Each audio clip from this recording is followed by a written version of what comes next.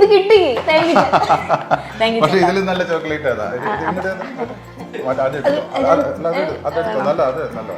ഇത് നല്ലതാ.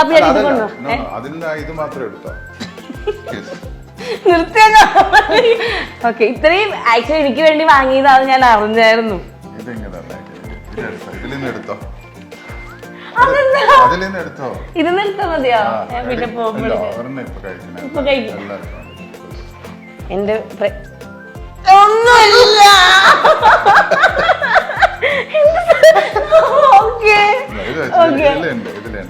സത്യം പറയാ, ഞാനെടുത്ത് നോക്കൂട്ടാ.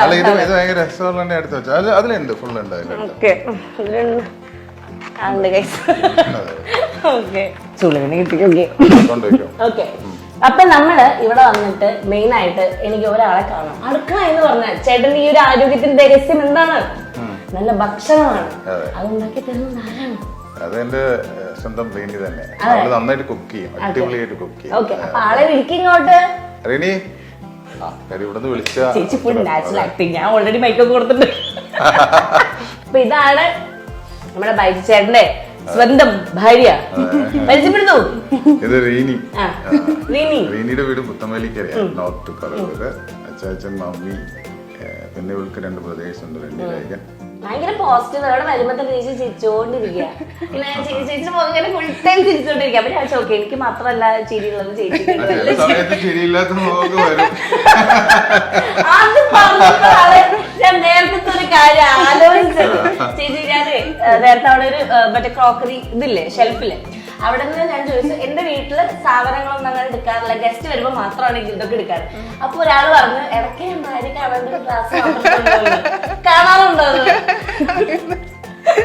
അങ്ങനെ വലിയൊരു അങ്ങനെ ഇതല്ല. ഒരു ഹാപ്പിനെസ് ഒക്കെ തോന്നിയ ഒരു കുറച്ചൊക്കെ വൈനൊക്കെ കഴിക്കും. പിന്നെ അതിന്റെ പോയ കുറച്ച് ബിയർ അത്രയൊക്കെ ഉള്ളു. ഞാനത് ചോദിച്ചില്ലല്ലോ. ചേച്ചി കാണാറുണ്ടോ, ചേച്ചി അറിയാറുണ്ടോ എന്ന് പറയും. അതൊക്കെ കാണും, നമ്മള് ചോദിക്കാറൊന്നുമില്ല. ഓക്കെ, അപ്പൊ സാധാരണ നമ്മള് വരുമ്പോ ഫ്രിഡ്ജൊക്കെ തുറന്നു നോക്കാറുണ്ട്. ഫ്രിഡ്ജൊക്കെ തുറന്നു അതിലൊന്നുമില്ല.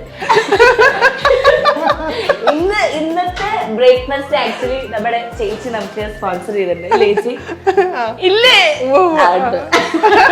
നമ്മുടെ ചേച്ചിയുടെ സ്പെഷ്യൽ എന്താണ്? ഇന്ന് എന്താണ് സ്പെഷ്യല്?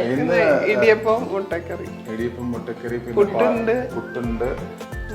പഴംപുഴുങ്ങിയതുണ്ട്. എനിക്ക് സഹായിക്കാൻ ആളൊക്കെ.